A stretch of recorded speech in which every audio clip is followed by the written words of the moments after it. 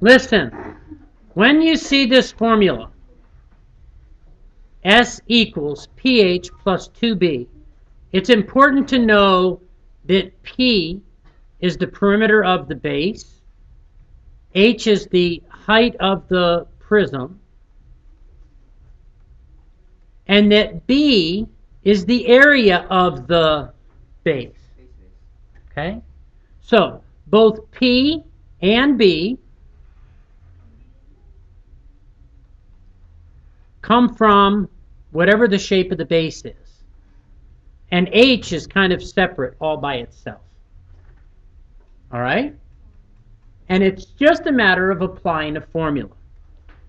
It says a brand of uncooked spaghetti comes in a box. It's a rectangular prism.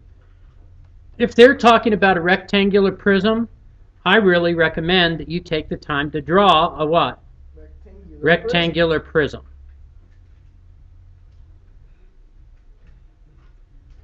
To draw a rectangular prism, the easiest way to do it is draw two rectangles that are about approximately the same, and then connect the vertices of the two rectangular shapes. So there's my rectangular prism. Okay? Now, because we're talking about a rectangular prism, again, we've done this before in class. If you stare at this long enough, what's going to happen?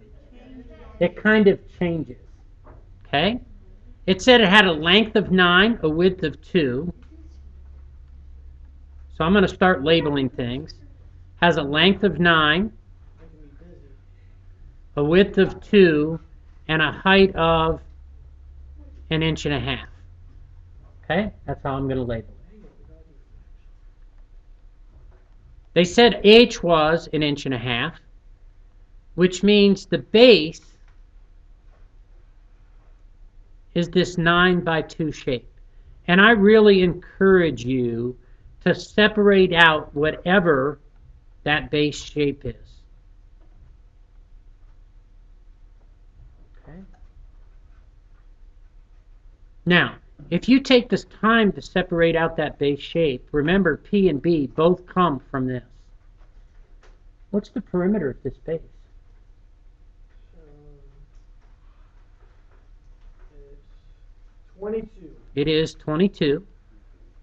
9 plus 2 is 11. It would be twice as big as that, 22. What's the area of this base? 18, because it'd be 9 times 2. Everybody with me? If you take the time to separate out this base, no matter what shape that base is, you can use whatever formula for that particular shape. Even if it was some kind of complex figure, you could add pieces together. Okay? Now, all that's left then is to plug this into a formula. The surface area would be the perimeter, 22, times the height, 1.5, plus 2 times the base, which is 18. 22 times 1.5, 33. 2 times 18, 36.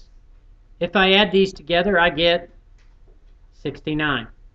What if we did it a different way but still got the same answer? And what's my policy on that? If it works 100% of the time, it's a valid mathematical method, I'm certainly okay with it.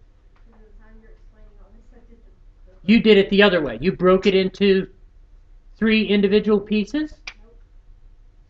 You looked at it a different direction. Tell me what you did. Did the base times the length times 2, base times width times 2, the height not width, and then width times weight. I know what you're saying. I understand very easily. I just know where the numbers are and I know how to do it. Okay. This would be inches what? Squared, because we're still talking about area. Okay. So you multiply these two, multiply it by 2, then multiply those Hold two. on just a second. Calculate it. Just separate them. You can separate them into Separate Keep them. up. Use the fruit. Okay. Listen. If I have two separate rectangular prisms, here's a rectangular prism, here's a rectangular prism, I've stacked them. Now I've got a complex solid. Okay, but it's close enough for the sake of argument. Okay? Could I just add the surface areas together to get the surface area of this complex solid? Yes. No. Right. Okay. I can't because I wouldn't be counting the bottom of the phone, nor would I be counting the area that the phone covered up. I've got to take out the area of that phone how many times? Twice. Because it's on the phone and it's on the spot that it covers up. So, if I was using Brittany's method for the sake of argument, if I were doing that, I would have to calculate the area of this shape, the area of these two, the area of these two, the area of this shape, the area of these two, the area of these two, and the area of this oddball rectangle with another rectangle coming out. Everybody see that? Look, if I'm calculating the surface area of this, to do it by pieces, I have to calculate the area that was on the bottom, the area of this face and its duplicate on the back, the area of this face and its duplicate on the other side. I'd have to calculate the area of the phone. I'd have to calculate the area of the left and the right of the phone, the front and the back of the phone. I'd have to calculate the area of this rectangular shape less the area of the phone. There's got to be an easier way to do that, doesn't there? Maybe.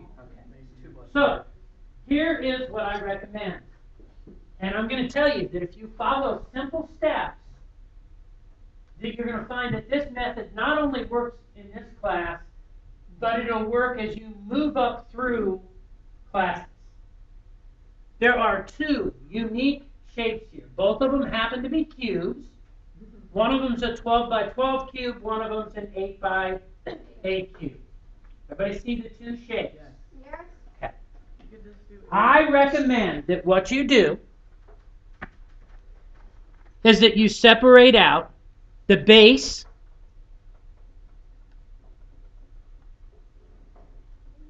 of each cube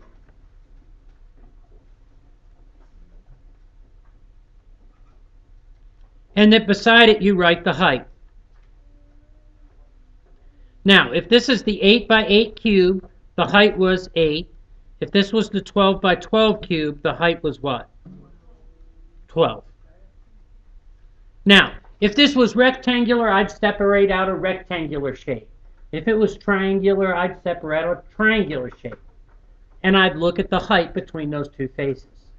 And the reason I do this is because now I can find P and B from both of these.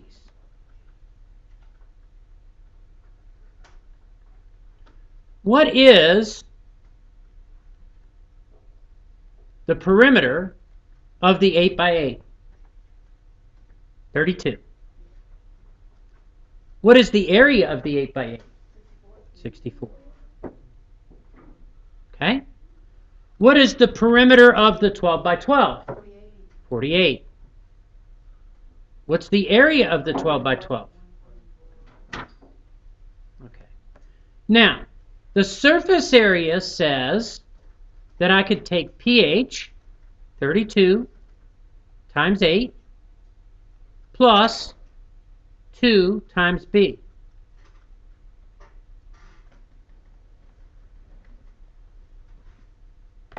(32 times 8), 256, plus 2 times 64, a total of 384. I got that too by the simpler way. Okay. You could just do 8 times 8 equals 64 times 6 equals... On a cube, yes. On a won't, cube. Won't work on anything another else. shape. This method will work on all shapes. Okay? That's the difference. Surface area here is going to be perimeter, 48, times height, 12, plus 2 times 144. That gives you 860. Is it? I think so. Let me do the math. Why would you multiply 64 by 2? Yep, 864. Because there's two bases. Oh. I got 1,000 or 14,000. Can you what? 48 times 12 Oh. plus 2 times 144. Yeah. 864. If I added these two together,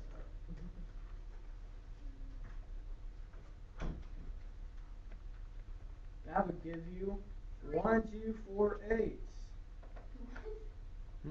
1,248 inches squared. okay. Would this be my surface area of the whole thing, or is it too much? It's too much. What do I got to take away from it? You gotta take away some of the Sorry. yeah, wait, this. Gotta take away the I got to take away the base how many times? 3. Trace. Twice. Uno. I've got to take away the area of that base twice. I got to take away those two squares. Which base? This base right here. The one on the bottom? Okay, thank you. That helps. That's what I got to take away. No, I'm not being sarcastic, guys. Okay? And I've got to take it away twice because it's on the top one, but it's covering up the one that's on the bottom one as well. So I have 1,248 minus 2 times 64. 1,248 minus 2 times 64 gives me 1,120, right? Sure. Inches squared.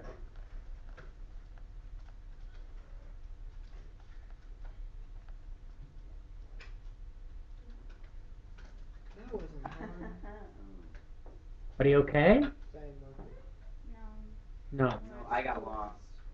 Where'd you get lost? Like, I got lost. I understand it all. I got lost a little bit with the multiplying 2 by 64, but I get that now.